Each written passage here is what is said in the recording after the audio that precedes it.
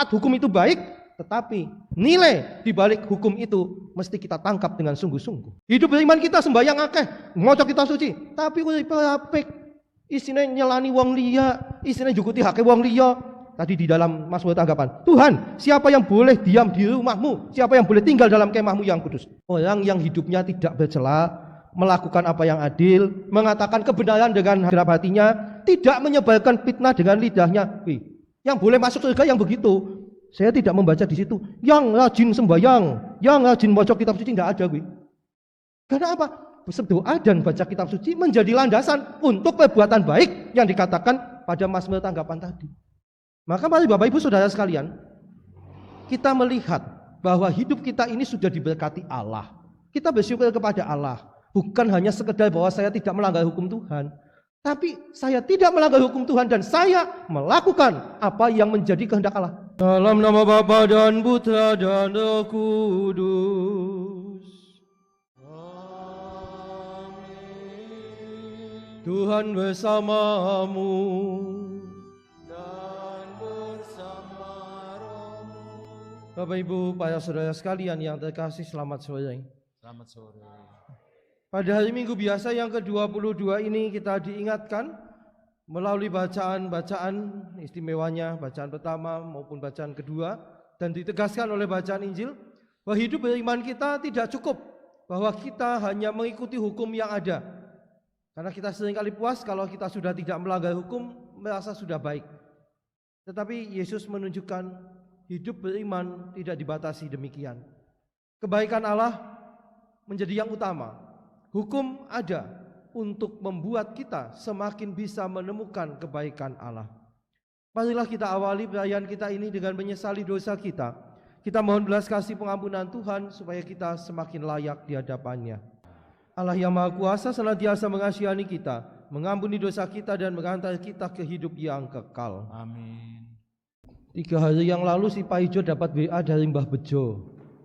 Jo, nyong ditulungi. Pak Ijo tanya, ngapa sih Mbah?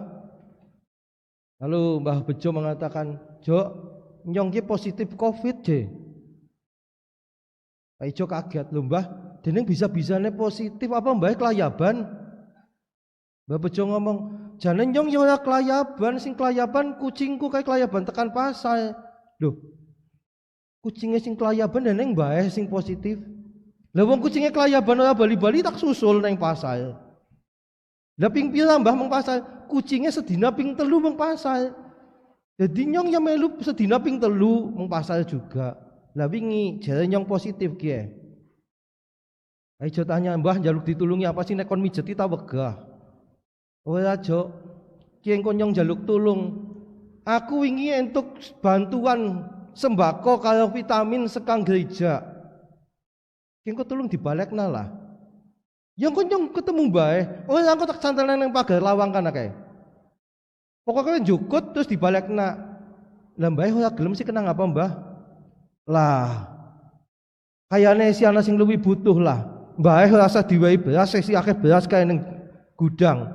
Ora usah dikai vitamin, kae putune Mbah ya pada ngirimi vitamin. Mau dibalekna wae nggo sing liyane. Bejo mengatakan, Pak Ijo mengatakan, Mbah, kuwi janjane kan berkat nggo mbae. Mbae mbok rajin misa jaman urung Covid, rajin sembayang, rajin maca kitab suci. Pokoknya rajin macam-macam wingi ya bagi-bagi pelem. Lah kuwi berkate kan Gusti Allah nggo mbae malah ditolak kepriwe sih, Mbah?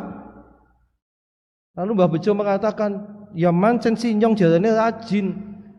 Tapi malah dadi eman-eman wong anu wis rajin sembayang, rajin maca kitab suci. Tapi ana jatah wong liya sing luwih sengsara malah tak jukut. Kok sembayange nyong, maca kitab sucine nyong ilang kabeh regane.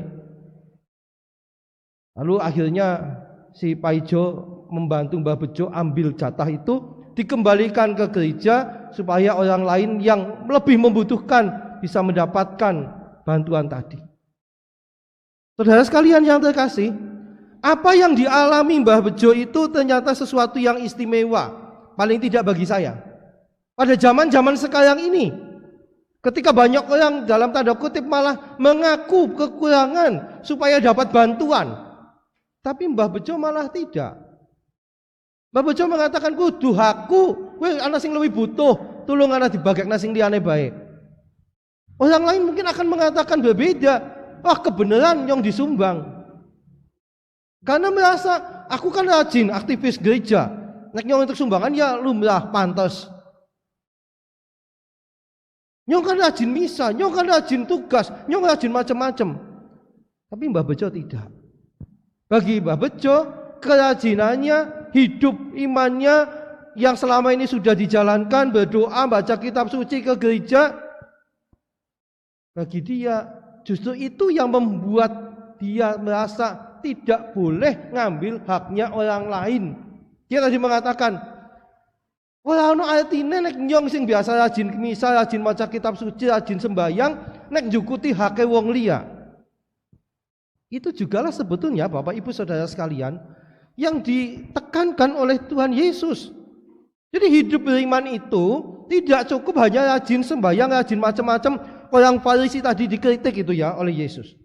Mereka itu tertib banget nek soal hidup beriman sesuai dengan hukum. Bali kudu wijik nek arep mangan, nek kamu mlebu omah kudu adus. Itu belum zaman Covid. Nek sekarang zaman Covid memang semua jadi Farisi semua. Karena harus cuci tangan, sebelum makan cuci tangan. Pira 20 detik apa pirang detik kae. Apa ono istilah lembuh yang ngerti kae. Nek baik sekarang jaba kudu adus. Itu kan sekarang Covid. Walaupun itu sebetulnya tradisi lama zaman Yahudi dulu sudah ada itu ya. Tapi mereka sangat berpegang pada hal ini. Bukan untuk apa-apa. Kalau kita itu melakukan itu demi kesehatan judulnya. Bok nulari Covid. Tapi orang Yahudi melakukan itu bukan karena demi kesehatan, enggak. Mereka mengatakan karena hukumnya sudah ngomong begitu ya kita harus ikut demi hukum. Bukan untuk yang lain-lain. Justru itu yang dikritik oleh Yesus. Hidupmu itu hidup demi hukum, bukan demi nilai-nilai yang lebih jauh lagi. Dan kamu merasa sudah puas sebagai orang Farisi dengan menaati hukum-hukum itu. Bapak Ibu Saudara sekalian, Tuhan Yesus tidak mau mengajarkan kita kalau begitu hukumnya dibuang saja. Bukan. Yesus mengatakan kamu hidup oleh hukum, jalani hukum itu iya, tetapi kualitasmu jangan berhenti hanya sampai soal hukum. Itu kan sama. Anak-anak kalau ngaku dosa, anak-anak SD gitu ya biasanya, kan manut pada gurunya. Yang harus bertobat ini gurunya malah. Selalu saya katakan gurunya sing salah. Kenapa? Anak-anak itu ngaku dosanya apa? Sesuai dengan ajaran gurunya. Dosa itu adalah melakukan hal-hal yang bertentangan dengan 10 perintah Allah. Perintah pertama, jangan ada Allah lain. Dosanya apa? Saya menyembah Allah lain. Jangan menyembah berhala. Dosanya menyembah berhala. Sampai pada hukum ke-6. Perintahnya apa? Jangan berzinah. Lo bocah SD kelas 5 pengakuan dosa. Saya telah berzinah. Hah? Ini bocah sih kena apa? Kamu berzinah? Berzinah gimana? Ya enggak tahu ya Mo. Itu katanya suster itu kalau dosa itu melawan 10 perintah Allah. Oh mulane kok sekelas ki padha kabeh dosane. Telah membunuh, telah berbuat cabul, berzina. Oh lah. Jujur Bapak Ibu Saudara sekalian, di Pemalang saya pernah meninggalkan kamar pengakuan. Saya keluar tak stop, berhenti dulu. Saya ke depan, saya minta suster tolong diajari sing bener kayak, bertobat kayak. Suster itu ngajarnya bagaimana kok bisa ada anak SD berzina tanpa tahu zina itu apa. Karena memang ajarannya begitu. Berdosa itu melawan 10 perintah Allah. Nah ini kan repot sekali jadinya. Dosa ukurannya hanya itu. Yang lain lagi, yang sudah mbah-mbah yang tidak pernah bisa keluyuran kemana-mana, lebih tua dari Mbah Bejo tadi, yang bisa ngoleti kucingnya yang pasar gue. Si mbah ngaku dosa. Mo, kula niku badhe ngaku dosa nanging nggih bingung. Loh, kok bingung terus pundi, Mbah? Lah kula mboten gadah dosa napa-napa. Kula berzina nggih mboten, wong pun mboten saged napa-napa. Nyolong nggih mboten. Nah, dosa kula niku napa? Karena bagi dia sekali lagi dosa itu melawan 10 perintah Allah, hukumnya begitu. Justru Yesus mengatakan mestinya tidak sampai di situ tok. Kalau kamu menuruti 10 perintah Allah, perintah kasih bahkan katakan demikian, Ada sesuatu yang lain yang mesti dicapai di sana. Bukan hanya fisiknya mengikuti perintah Allah, tapi hatinya bisa beda. Contoh paling gampang, saya tidak melanggar 10 perintah Allah, sudah tidak berdosa. Apa iya? Wong merasa tidak berdosa itu dosa kok, janjane kok. Jadi kalau merasa saya tidak punya dosa, itu dosamu adalah kamu tidak merasa punya dosa. Oke. Tidak melanggar 10 perintah Allah, tapi sombong. Saya tidak punya dosa, lagu dosane. Kita itu seringkali puas kalau sudah menjalankan 10 perintah Allah, tidak melanggar perintah Allah, rumangsane wis suci. Padahal tidak seperti itu. Itu orang Farisi yang merasa baik ketika hidupnya sudah sesuai dengan hukum Tuhan. Tapi ada tuntutan yang lebih, mengasihi. Mengasihi Allah dan mengasihi sesama. Bukan hanya di Bibel saja, tapi sampai dalam sikap hidup tadi dikatakan. Yesus mengkritiknya kan di situ. Mbah Bejo itu menjadi contoh. Dia mengasihi sesamanya, sehingga walaupun dia juga lagi kena COVID, positif COVID, tapi dia merasa ada orang lain yang lebih membutuhkan, yang lebih berhak itu sembako dan obat-obatan. Ngana gowong dia baik. Itu nilai lebihnya. Maka betul yang dikatakan Mbah Bejo tadi, percuma nyong sembayangnya akeh, menggereja sering tuh pelayanan akeh, nek aku njukuti hake wong liya. Ini bagi saya sesuatu yang istimewa. Tadi juga dalam bacaan yang kedua dikatakan kita diajak untuk menjadi pelaku firman, firman kebenaran. Artinya apa? Bukan hanya rajin baca kitab suci, maca kitab suci selalu apik, sembayang ya apik. Tapi apa yang dibaca itu dilaksanakan. Bukan hanya membaca, mendengarkan, membaca sabda Tuhan. Jalankan apa yang kamu baca. Sekali lagi, Yesus tidak mau mengatakan kalau begitu sudah kalian gak usah hidup dengan hukum. Bukan begitu kok. Yang mau dikatakan Yesus, hidup itu mesti seimbang. Hukum ya dijalankan, tapi nilai-nilai yang mau dicapai di balik hukum itu, yaitu cinta kasih, itu yang juga harus diperhatikan. Jangan sibuk ngurusi soal yang luaran saja. Cuci tangan, ya memang cuci tangan, tapi ini kan ada tujuannya, bukan sekedar cuci tangan tok. Misa itu, Romo-romo ini kadang-kadang juga bingung. Tuhan bersamamu kalau mau privasi, Tuhan bersamamu. Marilah mengarahkan hati. Sudah kami arahkan, marilah bersyukur kepada Tuhan. Iki ono aturane, buka, munggah, ngebapang gitu kan. Tapi ya jangan sampai lalu hidup beriman kita hanya sampai pada aturan itu. Buka, Tuhan bersamamu, angkat. Dilalah romone kelalen, apa tangannya lagi pegel. Romo tadi salah. Nah, ya kalau cuma seperti itu semua jadi masalah. Akhirnya kita misa bukan memuji Allah, bukan bersyukur kepada Allah, tapi umatnya jadi tim juri kabeh, ngamati romone salahin nang ngendi. Ini kan repot sekali. Akhirnya misanya hanya mung deleng tok, menilai. Bukan itu. Aturan itu ya digunakan, diusahakan sebisa mungkin. Tetapi ada nilai yang lebih yang harus lebih diperhatikan. Berlutut, kalau mau naik ke panti imam berlutut, itu aturannya. Tapi nek sikile lagi keceklik, tidak berlutut pun ya Allah mesti berkenan juga. Oh itu tadi namanya nggak berlutut, misalnya tidak sah. Nah kepriwe sih? Misalkan Romo Kris apa Romo Yitno sing wis sepuh-sepuh bisa jengkeng kok bisa ngadeg, kan repot lagi malahan. Maka ada sesuatu nilai yang harus lebih diperjuangkan dari sekedar menaati hukum. Taat hukum itu baik, tetapi nilai di balik hukum itu mesti kita tangkap dengan sungguh-sungguh. Hidup beriman kita sembahyang akeh, maca kitab suci, tapi uripe apik. Isine nyelani wong liya, isine jukuti hake wong liya. Tadi di dalam Mazmur tanggapan, Tuhan, siapa yang boleh diam di rumahmu? Siapa yang boleh tinggal dalam kemahmu yang kudus? Orang yang hidupnya tidak bercela, melakukan apa yang adil, mengatakan kebenaran dengan hatinya, segenap hatinya, tidak menyebarkan fitnah dengan lidahnya. Yang boleh masuk surga yang begitu. Saya tidak membaca di situ yang rajin sembahyang, yang rajin baca kitab suci, tidak ada gue. Karena apa? Berdoa dan baca kitab suci menjadi landasan untuk perbuatan baik yang dikatakan pada Mazmur tanggapan tadi.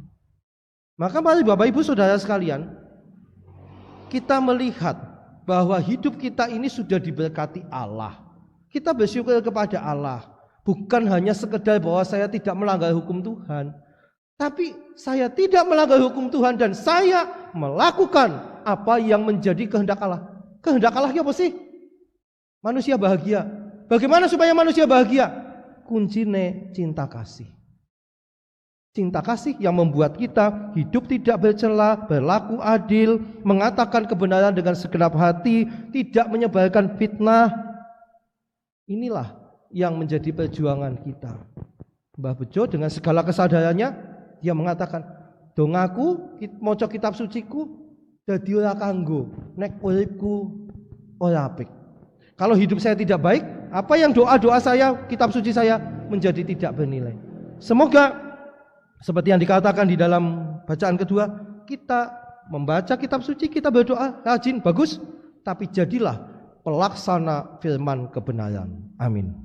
Bapak Ibu Saudara sekalian, terima kasih, saya senang melihat gerejanya semakin penuh. Memang untuk mulai minggu ini dan mungkin minggu-minggu berikutnya, pendaftaran itu tidak dibatasi lingkungan. Jadi siapa cepat dia dapat. Motejo mengatakan kita mencoba merasakan pintu itu memang sempit dan berdesak-desakan. Sopo sing iso mlosot dhisit dhewe ya kuwi sing mlebu gitu kan. Maka pengumuman ini saya sampaikan bahwa untuk selanjutnya tetap menggunakan Google Form seperti biasa, seperti yang ini kita pakai saat ini. Cukup menuliskan nama, lingkungan dan usia. Usianya enggak usah ditulisi 60 tahun lebih 2 bulan rasa kedawan. Karena di Google-nya malah jadi kacau saya bacanya. Tidak usah, mungkin tulis saja 60 tahun, 60 gitu aja. Jangan enggak usah pakai tahun, membuat kacau di formnya itu. Itu silahkan digunakan sebaik-baiknya. Yang tidak bisa memakai, tolong dibantu oleh yang bisa memakai Google Form dengan baik. Saling membantu. Tidak usah lewat ketua lingkungan. Nanti kalau ketua lingkungannya lupa malah ketinggalan. Maka silahkan digunakan form yang ada. Terima kasih atas kebersamaan dan doa-doa kita pada malam ini. Mari kita mohon berkat Tuhan untuk menutup perayaan suci ini. Tuhan bersamamu dan bersama rohmu. Allah yang Maha Kuasa senantiasa membimbing, melindungi dan memberkati kita, keluarga kita dan semua orang yang berkehendak baik, Bapa dan Putra dan Roh Kudus. Amin. Saudara sekalian, pergilah, perayaan syukur Ekaristi kita sudah selesai. Syukur pada Allah.